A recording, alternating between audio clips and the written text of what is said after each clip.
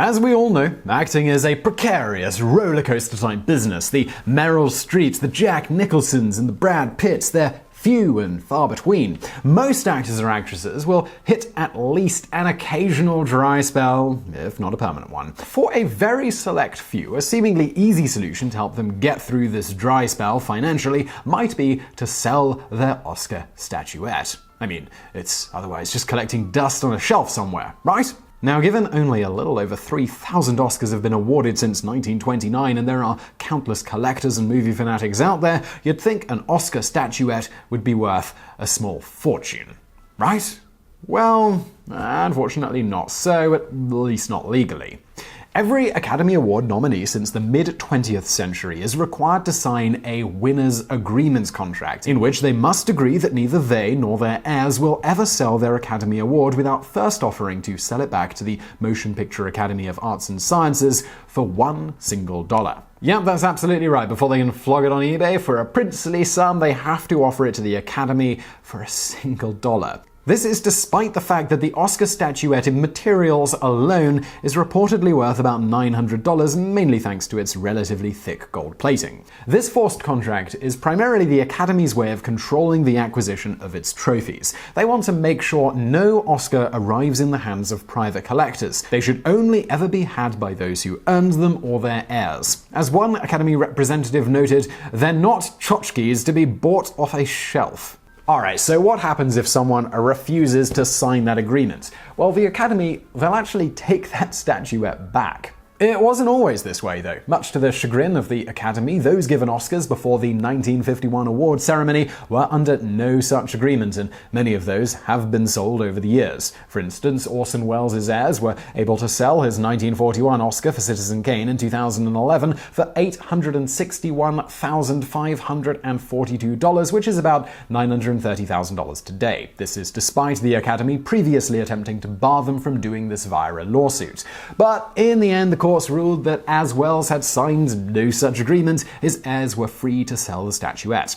Other heirs who've tried similar sales on pre-1950 statuettes have had mixed results in winning such court battles. Despite the Academy being extremely aggressive combating any attempts to sell any Oscars, regardless of era, it is generally estimated that at a minimum 150 Academy Awards have been sold since the first Oscar ceremony in 1929. This is out of a total of 3,000 awarded. Many of those are sold at least semi-secretly so that neither the buyer nor the seller has to deal with the Academy's wrath. So, of the known sales, how much do these awards typically sell for at auction? Well, the range is fairly big. It's typically at the lower end, a few tens of thousands of dollars, and up wildly from there. For reference, the most expensive of the known sales is the 1939 Academy Award for Best Picture for Gone with the Wind. This was sold to Michael Jackson in 1999 for an astounding $1.5 million, which is about $2.2 million today. Steven Spielberg also famously bought Clark Gable's Best Actor trophy for It Happened One Night, and Bette Davis's Best Actress trophy for Jezebel for a combined total of about $1.2 million.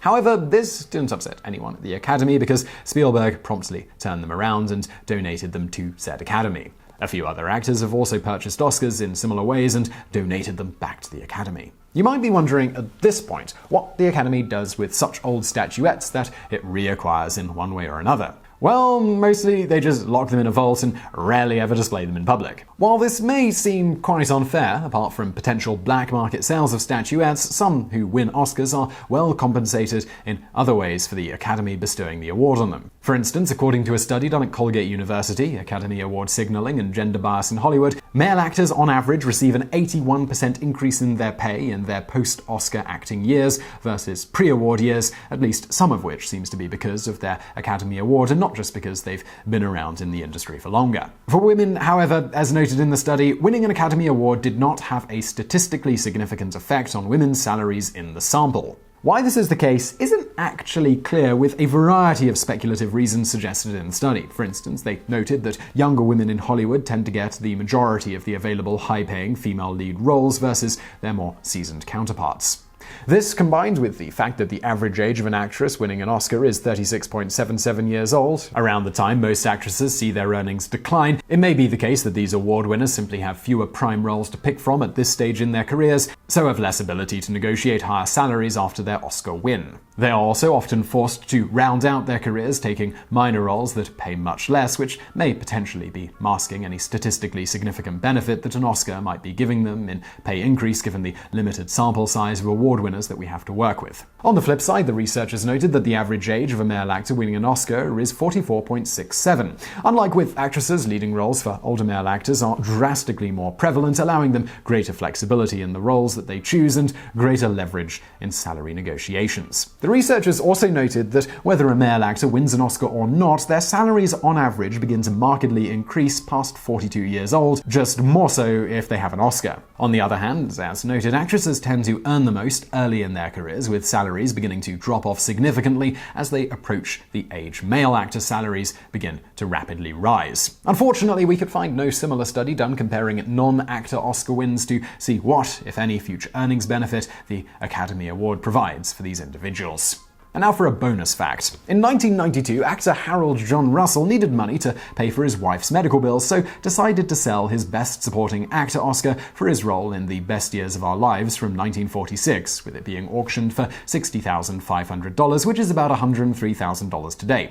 As you might imagine, this was a controversial move at the time, but as he said, "I don't know why anybody would be critical. My wife's health is much more important than sentimental reasons. The movie will be here, even if the Oscar isn't." In an attempt to meet him halfway, the Academy offered to loan Russell the money for the bills if he wouldn't sell his Oscar, but of course he would have had to pay that back, so he refused the offer.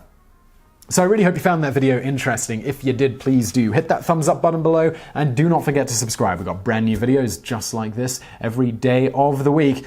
And as always, thank you for watching.